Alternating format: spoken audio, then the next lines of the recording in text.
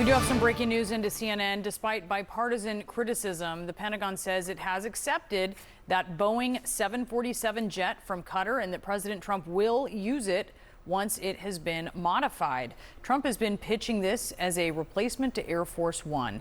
CNN's Natasha Bertrand is live from the Pentagon.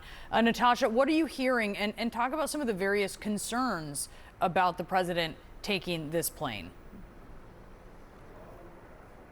Yeah, Brianna, we're just getting this news in from the chief Pentagon spokesman, Sean Parnell, who's told CNN in a statement that, quote, the Secretary of Defense has accepted this Boeing 747 from Qatar in accordance with all federal rules and regulations. He said that the Department of Defense will work to ensure proper security measures and functional mission requirements are considered for an aircraft used to transport the President of the United States. Now, that really gets to the heart of the controversy over this, not only the possibility at this point that this is going to be gifted by Qatar to the Trump administration instead of purchased by the Trump administration, which raises all kinds of ethical questions, but also the fact that being given an aircraft by a foreign government for the President of the United States to use is very dicey, to say the least, and it's going to require extensive modifications to the aircraft before President Trump can even safely use it.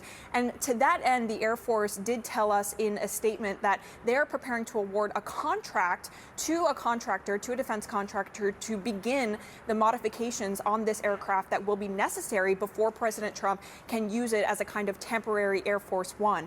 Now, we should note that this has, as you mentioned, been mired in controversy for weeks, ever since it emerged that the Trump administration was in these conversations with Qatar about accepting this luxury jet, because President Trump has really been frustrated by the pace of Boeing's construction of two jets that were going to be the new Air Force One to replace the very aging model that exists right now. And so the Trump administration began reaching out and exploring other options. One of those options was this jet that Qatar has been trying to sell. But again, there are still so many questions here. And in fact, a person familiar with the matter kind of poured cold water on the idea that this is going to happen immediately, saying that, look, all of the talks about this transfer is still ongoing. There are a number of legal issues that still need to be worked out here, Brianna.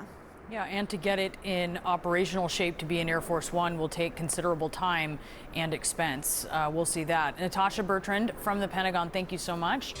So was it a gift or a request? There are new questions about that $400 million plane that Qatar is apparently prepared to hand over to President Trump as a replacement for Air Force One. Here's what the president has said about how this offer came about. If I wanted to, I could, hurt Boeing, and I don't want to hurt Boeing.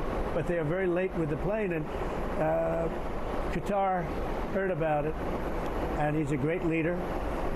And we were talking, and he said, if I can help you, let me do that. And they had a plane.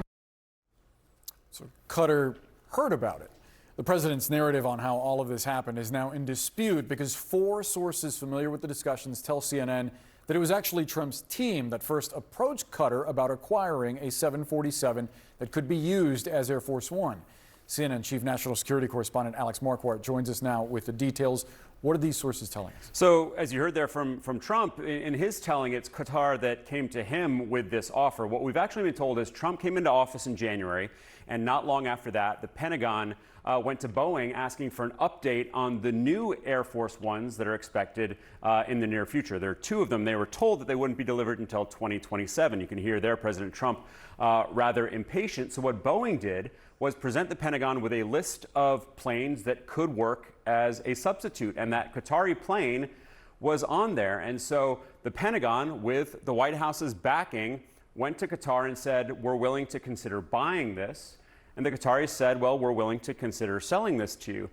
Simultaneously, Boris, Steve Witkoff, the president's Middle East envoy, he had also been asked to put together a possible list of planes. He's the Middle East envoy, so he helped facilitate these meetings. So this started as a conversation about some sort of transaction, a lease or a sale. But as you can tell, it's evolved. We've heard President Trump talk about a gesture, a contribution. Once on Truth Social, he wrote that this would be a gift that was free of charge. Now, this may end up being a contribution for which the U.S. pays thing, but it's a lot more nuanced, and it really was, from what we're hearing, not Qatar that kicked this off, but the U.S. that reached out to them.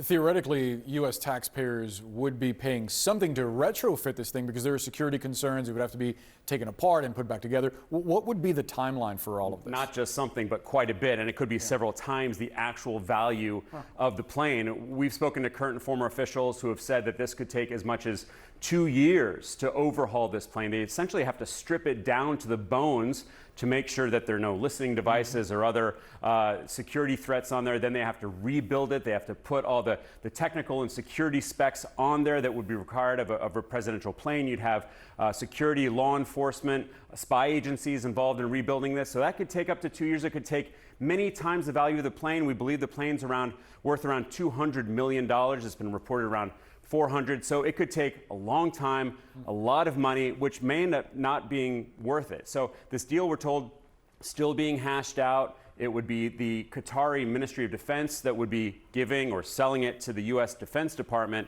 but it's still very much not a done deal yet. Great reporting, Alex Marquardt. Thank you so much.